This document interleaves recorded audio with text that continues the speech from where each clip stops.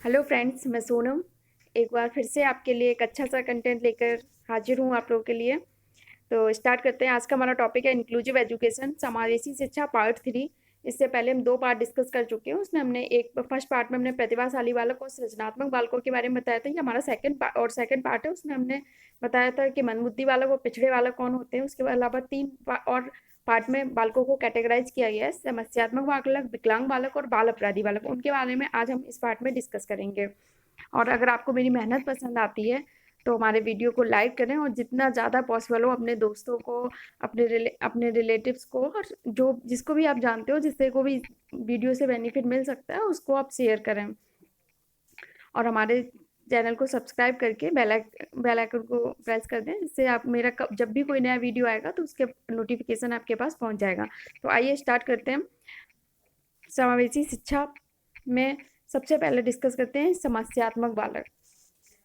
समस्यात्मक बालक वो बालक होते हैं जिनका मुख्य उद्देश्य होता है शिक्षण अधिगम क्रिया को प्रभावित करना।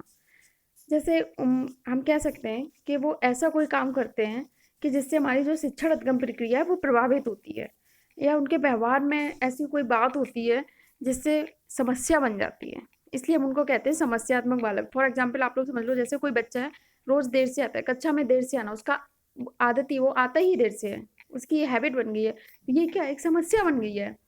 और एक एक बालक है, वो स्कूल से रोज भाग जाता है, 1-2 क्लास अटेंड करता है, कभी नहीं करता है, पेरेंट्स उसको छोड़ के जाते हैं और वो भाग जाता है। तो स्कूल से भाग जाना ये क्या उसकी एक समस्या बन गई। तो इन बालकों को हम कहते हैं समस्यात्मक बालक। बालक जिसके व्यवहार में कोई असामान्य बात हो जिसके कारण समस्या उत्पन्न हो, ऐसे बालक को हम क्या बोलेंगे, समस्यात्मक बालक। इन प्रॉब्लमेटिक चिल्ड्रन। ऐसे बालक हमेशा समूह बना के रहते हैं और हमेशा कक्षा में पीछे बैठ कर कुछ ना कुछ बड़बड़ाते रहते हैं। आपने देखा होगा कुछ बच्चे हैं, आप अपने क्लास गए हो, क्लास में जरूर देखा होगा आपने, कुछ बच्चे बैक बेंचेस बोलते हैं उनको, जो बैक बेंचेस पे बैठ के कुछ ना कुछ बड़बड़ाते रहते हैं। टीचर अपना पढ़ाता है, उनकी आदत ही बन जाती है पढ़ाने की। तो एज ए टीचर, आपको टीचर बनना है तो आपको उनको कैसे डील करना है, तो आपको सबसे पहले तो उन्हें एक, जो उन्होंने अपना एक दल बना रखा है, उन्हें उस दल को तोड़ना है। आपको उनको अलग अलग बिठाना है। सबसे पहले आप उन्हें क्लास में अलग अलग बिठाइए। उसके बाद आप उनकी समस्या को जानने की कोशिश कीजिए कि एक्चुअली इन्हें समस्या क्या है, क्यों ये ऐसे बड़बड़ाते रहते हैं। आप फिर समस्या का जानिए, निदान। फिर जब आप निदानात्मक परीक्षण कर लेंगे उसके बाद आप उनका उपचारात्मक परीक्षण कीजिए। फिर आप समस्या को निपटाने की कोशिश कीजिए। वैलेंटाइन जी थे, इन्होंने कहा था कि समस्यात्मक बालक शब्द का प्रयोग साधारणतः हम उन बालकों के लिए करते हैं जिनके व्यवहार में किसी बात में बहुत गंभीर रूप से असामान्यता पाई जाती है। कुछ ऐसा असामान्य होता है जो उनके लिए गंभीर रूप से असामान्य होता है। जैसे आप पीछे क्लास में बैठ के कुछ ना कुछ बोलते ही रहते हो, बड़बड़ाते रहते हो, स्कूल का टाइम छुट्टी होने के 4 बजे या 12 ही बजे भाग जाते हो, तो ये क्या है, एक गंभीर समस्या बन गई है। इसको हम कहते हैं एक गंभीर रूप से असमान व्यवहार है आपका। एक मंदबुद्धि बालक, पिछड़ा बालक, प्रतिभाशाली बालक, किसी में भी ये समस्या हो सकती है। नहीं, अगर वो भाग जाता है स्कूल से, ये इसकी एक समस्या है, तो हो सकता है वो बहुत इंटेलिजेंट भी हो सकता है बहुत पिछड़ा भी हो। ये समस्या किसी भी बालक में हो सकती है। लेकिन ये समस्या क्या है, समस्या ये है कि देर से आना, स्कूल से भाग जाना, किसी कोई भी बच्चे में चोरी करने की आदत पड़ जाती, ये सारी समस्याएं हैं। बालकों की समस्या को ध्यानपूर्वक सुनकर रखती, आप एज ए टीचर आपको क्या करना है, आपको उनकी समस्या को पहले जानने की कोशिश करनी है। उन्हें अलग अलग बिठा के उनकी समस्या को सुनो कि उनकी प्रॉब्लम क्या है, क्यों स्कूल देर से आते हैं, स्कूल से भाग जाते हैं, या ऐसी कोई भी प्रॉब्लम क्रिएट क्यों करते हैं। तो ऐसे प्रॉब्लमेटिक चिल्ड्रन की आपको सबसे पहले क्या प्रॉब्लम जाननी है। एज ए टीचर आपको फिर उसके उपचारात्मक परीक्षण देना है, आपको उसका उपचार करना है। समस्यात्मक बालकों को आपको किस तरह की शिक्षा देना है, उनकी क्षमता के अनुरूप गृह कार्य, उनकी जितनी कैपेबिलिटी हो वो जितना कर सकते हैं आप उतना ही दो, क्योंकि उनके अंदर ऐसी समस्याएं पाई जाती हैं कि वो एक जगह वो ज़्यादा नहीं टिक सकते, भाग जाते हैं, देर से आते हैं। तो आप उनकी कैपेबिलिटी के अकॉर्डिंग ही आप उनको एजुकेशन दोगे, और उनके साथ जो आप बिहेवियर करोगे वो मधुर हो। आप उन्हें बहुत ज़्यादा कठोर बिहेवियर नहीं करोगे, आप उन्हें प्यार से समझाओगे। ठीक। बालकों को नैतिक शिक्षा दो, नैतिकता जिसके अंदर जिससे उनके अंदर नैतिकता का डेवलपमेंट हो। व्यक्ति इतिहास और निदानात्मक विधि का प्रयोग, आपको निदान करना है, आपको उनकी समस्या जाननी है, क्योंकि वो समस्यात्मक चिल्ड्रन ही बहुत इंपॉर्टेंट है कि आप प्रॉब्लमेटिक चिल्ड्रन की सबसे पहले प्रॉब्लम समझो। उनके पाठ सहगामी क्रियाओं का आयोजन करो, क्योंकि वो क्रियाएं करने में बहुत इंटरेस्टेड होते हैं, क्लास में पीछे बैठ के भी बड़बड़ाते ही रहते हैं, तो वो क्रियाओं में इंटरेस्ट लेते हैं, तो इसलिए उनके पाठ सहगामी क्रिया का आयोजन करो।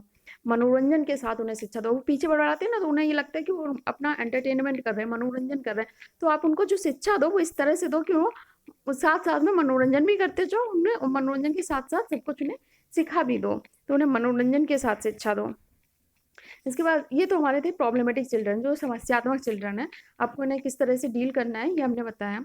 अब इसके बाद है विकलांग बालक। जो विकलांग बच्चे होते हैं, हैंडीकेप्ड चिल्ड्रन, ये क्या होते हैं, एक तो ये होते हैं जन्मजात, ये मतलब ये जब पैदा होते हैं तो उसी वक्त से इनके कोई अंग में दोषपूर्ण होता है, कुछ समस्या होती है, नहीं होता है, इस टाइप से।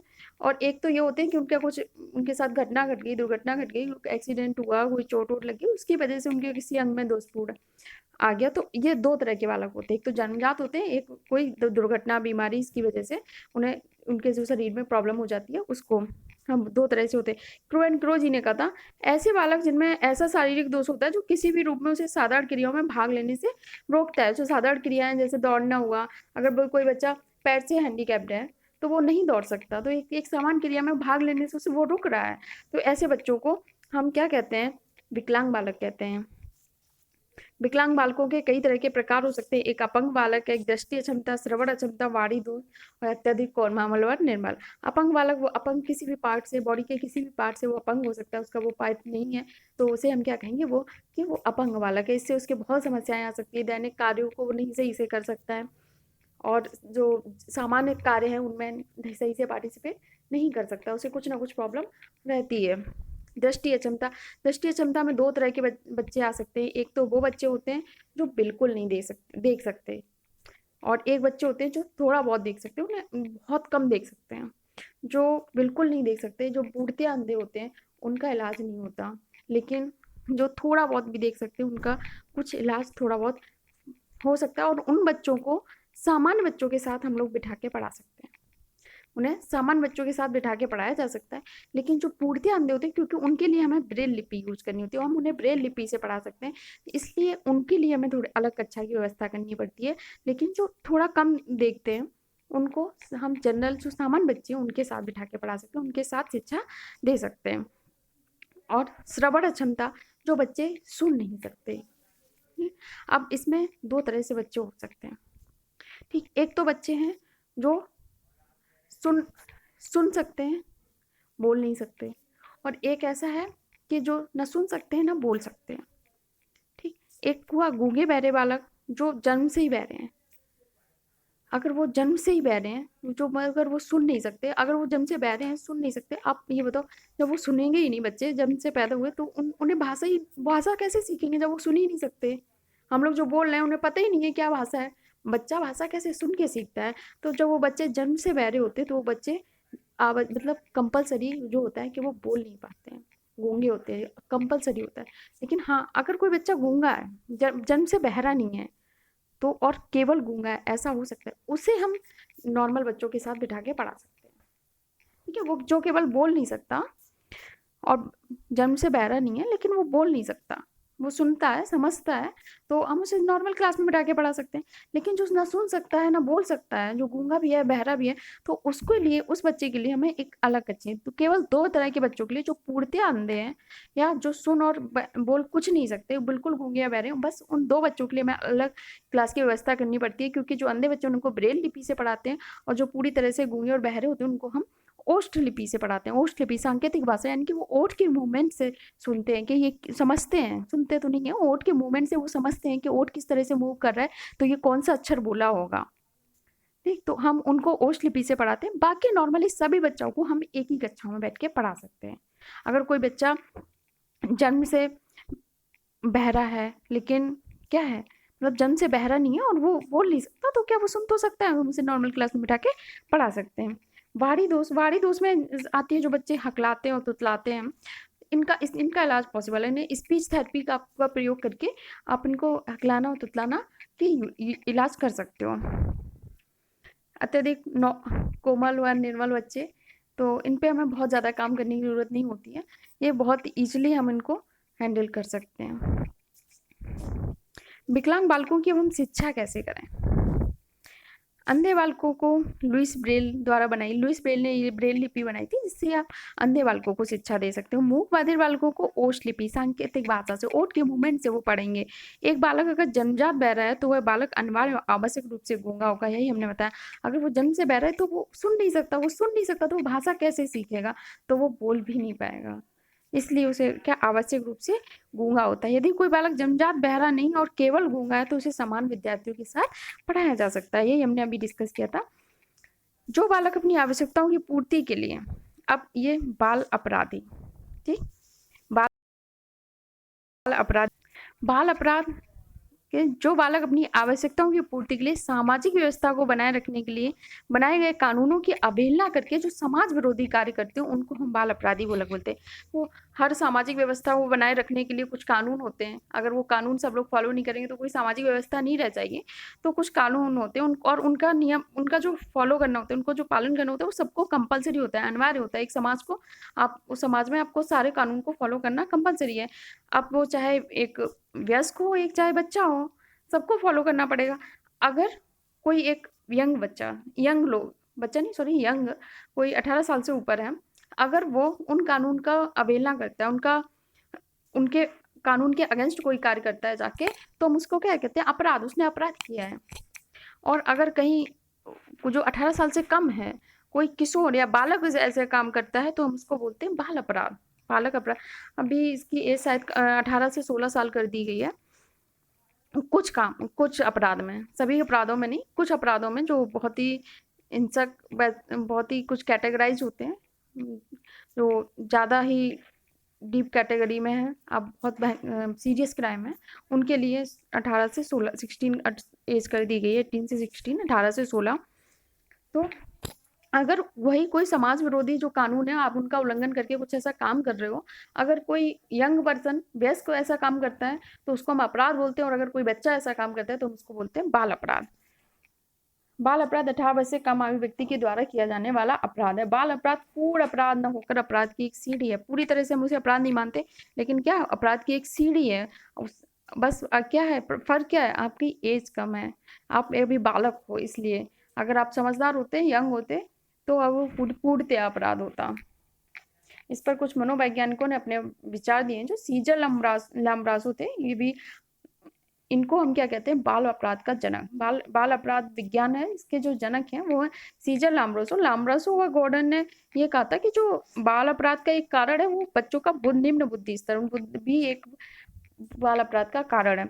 लेकिन जो ग्लूक थे, इन्होंने कहा था कि जो 95% बाल अपराधी होते हैं वो कुसंगति के कारण बनते हैं, क्योंकि उनकी संगति गलत होती है। इसलिए बच्चों की संगति पे हमेशा ध्यान देना चाहिए, उन्हें अच्छे बच्चों के साथ बिठाना चाहिए। अगर बालक अपराधी 95% ग्लूक ने कहा था कि गलत संगति की वजह से बनते हैं। सीजर लामरसो ने कहा था बाल अपराध के कुछ कारण जो होते हैं वो आनुवांशिक भी होते हैं। अगर माता पिता में कुछ मानसिक असंतुलन पाया जाता है, उनमें कुछ ऐसे अपराध के गुण होते हैं, तो क्या बच्चों में भी वो ट्रांसफर होते हैं, आनुवांशिक दोष भी होता है। वैलेंटाइन जी ने कहा था कि आप अगर मोटे तौर पर बात करो तो जो बाल अपराध शब्द है, इसका जो मतलब कहेंगे कि किसी कानून के भंग किए जाने का उल्लेख करता है।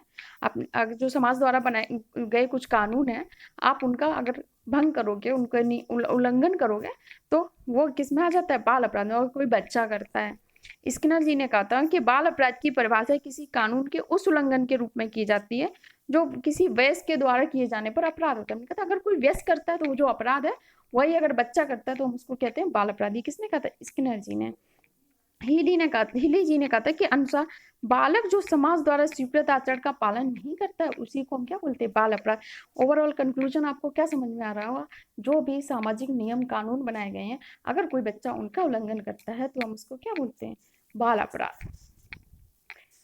बाल अपराध के कई कारण हो सकते हैं, शारीरिक कारण हो सकते हैं, कभी कुछ शारीरिक अक्षमताएं होती हैं, मानसिक अक्षमताएं हो सकती हैं, जिनकी वजह से फ्रस्ट्रेशन होता है बच्चे को, वो अपने आप को कुछ हीन समझने लगता है, तो उसके अंदर ये सारी प्रवृत्ति जागृत हो जाती हैं। तो शारीरिक कारण हो सकते हैं, कुछ सामाजिक कारण भी हो सकते हैं, उसकी सामाजिक स्थिति क्या है, तो कैसे लोगों से इंटरेक्ट करता है, कई तरह की सामाजिक स्थितियां हो सकती हैं जो इसका कारण हो सकती हैं। विद्यालय संबंधी कारण हो सकते हैं, सब कुछ सांस्कृतिक कारण हो सकते हैं, संवाहन के साधन हो सकते हैं, कुछ पारिवारिक कारण हो सकते हैं। मान लो उसकी पारिवारिक कभी कंडीशन सही नहीं होती है, तो उसका भी बच्चे पे बहुत असर पड़ता है और वो अपराधी प्रवृत्ति के हो जाते हैं। आनुवंशिक कारण हो सकते हैं, हमने बताया कुछ माता पिता से या बाबा दादी नाना नानी से, जो आनुवंशिकी में जो आते हैं उनसे अगर कुछ गुण किसी में पाए जाते हैं, मानसिक असंतुलन के कुछ इस तरह के गुण पाए जाते हैं कि उनके अंदर भी अपराधी प्रवृत्ति होती है, तो वो बच्चों में ट्रांसफर होती है। कुछ मनोवैज्ञानिक कारण भी हो सकते हैं। तो अपराधी बालकों को आपको शिक्षा कैसी देनी है? अपराधी बालकों को व्यावसायिक निर्देशन देना बहुत जरूरी है, क्योंकि अगर आपने उनको व्यावसायिक निर्देशन नहीं दिया प्रॉपर तरीके से, तो वो अपराध को ही अपना व्यवसाय चुन लेते हैं। कई बार कुछ लोग मर्डर करने लगते हैं, उनके उससे रुपए मिलने लगते हैं, तो क्या ये अपराध को उन्होंने अपना व्यवसाय ही चुन लिया? तो बालकों को उनके अधिकार एवं कर्तव्यों से अवगत कराना चाहिए। हमें बताना चाहिए कि उनके क्या अधिकार हैं और उनका क्या कर्तव्य है समाज के प्रति, अपने पेरेंट्स के परिवार के प्रति। यौन अपराधों में सुधार और निवारण के लिए उन्हें यौन शिक्षा देनी चाहिए। विद्यालय में दी जाने वाली शिक्षा जो आप दो, वो ऐसे बालकों को उनकी रुचि और उनकी कैपेबिलिटी और उनकी योग्यता के अनुसार आपको देनी चाहिए। और उनके साथ जो आप व्यवहार करो वो बहुत सहानुभूतिपूर्ण होना चाहिए। और जो पूरा हमारा कॉलेज है, विद्यालय है, उसका पूरा पूरा वातावरण बहुत अच्छा होना चाहिए। जैसे आप कई बार पेपर या टीवी में रोज देखते रहे, कई बार क्या रोज ही देखते जा रहे हो कि बाल अपराध बहुत बढ़ता जा रहा है। आप देखते हो क्लास 4th 5th के बच्चे हैं जो, वो अपने क्लास के ही बच्चे में किसी को लाके, आपने न्यूज में सुना होगा कई बार, फिर 4th 5th क्लास के बच्चे दूसरे बच्चे को क्या चाकू मार दिया। और किस बात पे मार दिया? कोई बड़ी बात नहीं थी, उसने उसकी कॉपी ले ली और वो उसकी कॉपी नहीं दे रहा था, या उसने उसकी पेंसिल रख ली, पेन रख लिया, बस इतनी सी बात पे उसने उसको चाकू मार दिया। तो ये क्या हुआ? ये एक बहुत बड़ा अपराध हुआ। तो अब जब उस बच्चे के बारे में जाना गया, पता चला कि इसने चाकू क्यों मार दिया, उस बच्चे की जब पूरी हिस्ट्री निकाली गई, तो पता क्या चला कि जो इसने बाल अपराध किया, ये जहाँ रहता है इसके आसपास का जो पूरा माहौल है, घर परिवार का और मोहल्ले का जो भी माहौल है, वहाँ सब मोस्टली लोग जो लड़ाई झगड़े मारपीट वाले ही रहते हैं। आए दिन रोज लड़ाई झगड़े मारपीट वहाँ होता ही रहता है। तो इसका बच्चे पे बहुत असर पड़ता है। तो इससे प्रभावित होकर बच्चे ने चाकू मारा था। क्यों? इसका ओवरऑल बच्चे पे असर पड़ता है, तो मानसिक असर की वजह से उसने उसको चाकू मारा था। तो ये बच्चों को ऐसे माहौल नहीं देना है हमें।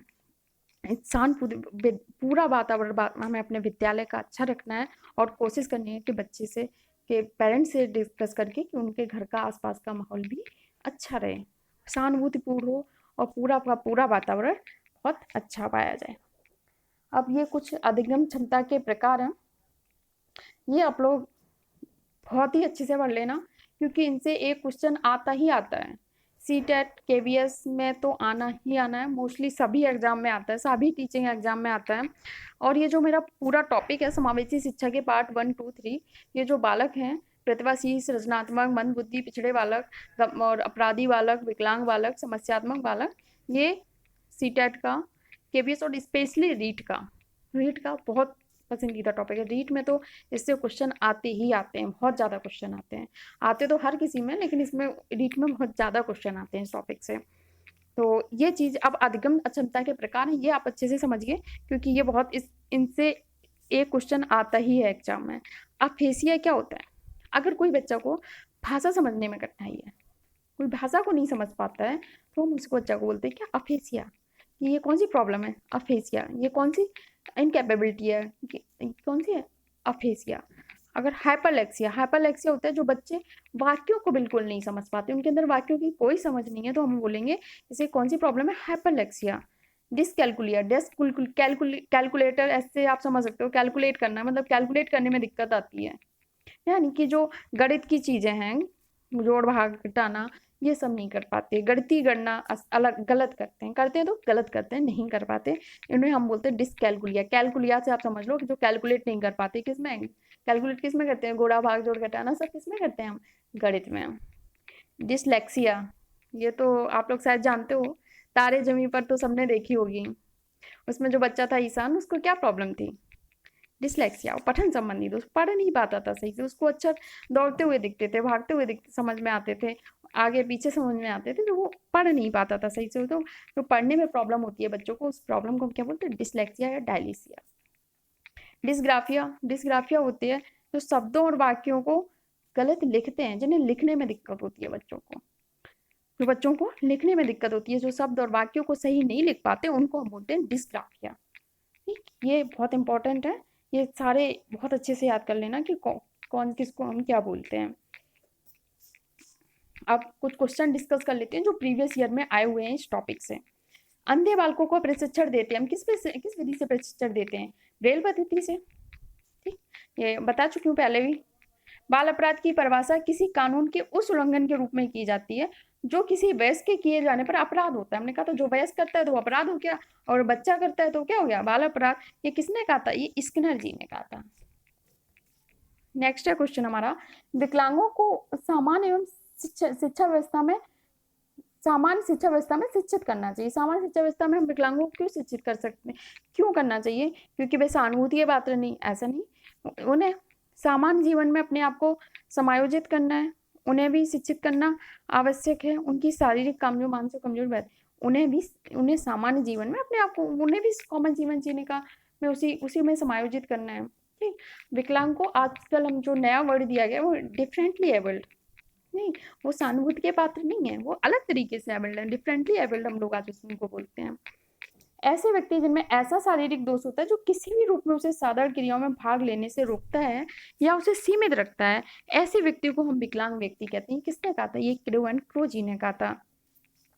नेक्स्ट क्वेश्चन है हमारा, मोटे तौर पर बाल अपराध शब्द किसी कानून के भंग किए जाने का उल्लेख करता है। अगर कोई कानून भंग होता है तो क्या है? बाल अपराध। ये हमने बता दी। किसने कहा था? वैलेंटाइन जी ने कहा था कि बाल अपराध किसी मोटे तौर पर अगर बात कर लो तो जो बाल अपराध है आप किसी कानून को भंग कर रहे हो। विकलांग बालक इनमें से कौन सा नहीं है? अगर कोई बालक बहरा है तो विकलांग होगा, गूंगा है विकलांग होगा।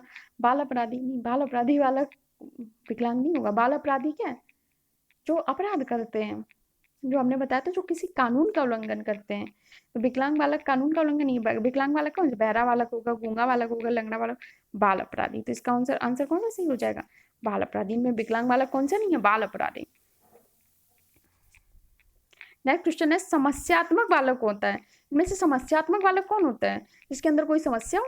ठीक, तो आप देख लो इनमें से कोई समस्या है? प्रतिभाशाली कोई समस्या नहीं है। पिछड़ा बालक ऐसी कोई समस्या नहीं, वो उसके अंदर ये बुद्धि का निम्न स्तर है, लेकिन ये नहीं है कि उसके अंदर ऐसी आदत है कि उसकी वजह से पिछड़ापन है, नहीं। मंद बुद्धि वालक ये कोई समस्या क्रिएट नहीं करते। पिछड़ा बालक नहीं, कोई इससे कोई समस्या क्रिएट नहीं होती। चोरी करने वाला इनमें क्या था? चोरी करना, स्कूल में देर से आना, पहले से भाग जाना, ये सब समस्या है। तो इसका आंसर कौन सा सही हो जाएगा? चोरी करने वाला बालक। बाल अपराध का सामाजिक कारण क्या है? जन्मजात संवेगात्मक अस्थिरता, संवेग में स्थिरता हो, निम्न बुद्धि लब्धि, माता पिता का मानसिक असंतुलन, विशेष प्रकार की शारीरिक संरचना। इसमें हमें सबसे बेस्ट ढूंढना है। सबसे बेस्ट आंसर क्या होगा? आनुवंशिकता। हमने क्या बताया था? जो माता पिता हैं या उनके नाना नानी बाबा दादी, इनमें से कोई है तो वो आनुवंशिकता, बाल अपराध की प्रवृत्ति ट्रांसफर होती है। जिसका सबसे सही ऑप्शन होगा माता पिता का मानसिक असंतुलन। बाल अपराधी कौन होते हैं? ये इस क्वेश्चन का आंसर आप लोग हमें कमेंट बॉक्स में करेंगे, बताएंगे इनमें से बाल अपराधी कौन होते हैं। जो असामाजिक कार्य करते हैं, जो समाज में अलाउ नहीं है करना, वो काम करते हैं। जो शिक्षक के लिए सरदर्द होते हैं, जो कक्षा में अव्वल आते हैं, जो समाज में रहना पसंद नहीं करते। तो आपको इसका आंसर हमें कमेंट बॉक्स में देना है। आप लोग हमें इसमें आंसर दीजिए, और नेक्स्ट टॉपिक हम नेक्स्ट क्लास में लेके आएंगे, और हमारे साथ बने रहिए। हम इसी तरह से अच्छा कंटेंट आपके लिए लाने की कोशिश करेंगे। और आप मेरा वीडियो लाइक कर दीजिए, और जितना ज़्यादा पॉसिबल हो शेयर कीजिए। और लॉकडाउन है, एग्ज़ाम की तैयारी करते रहिए आराम से घर पे बैठ के हमारे साथ। के लिए thank you. Next topic next class में।